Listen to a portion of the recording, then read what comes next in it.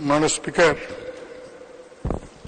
মাননীয় মন্ত্রী সন্দেহ একজন উপযুক্ত লোক। তিনি আমাদের আইপিওর ইলেক্টেড প্রেসিডেন্ট ছিলেন, তাকে আমরা প্রাউড করতে পারি। আপনিও সিপিওর ইলেক্টেড প্রেসিডেন্ট ছিলেন। এই পার্লামেন্টে আপনার দুইজন সদস্য আমাদের গর্বের বিষয়। আমি আপনার মাধ্যমে মাননীয় মন্ত্রী মহোদয়কে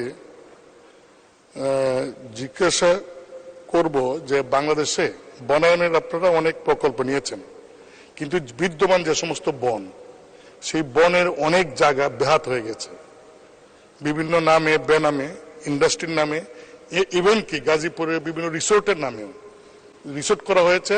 হয়তো 2 বিঘায় দেখা যাবে 1 বিঘা 3 বিঘা বনের জায়গা।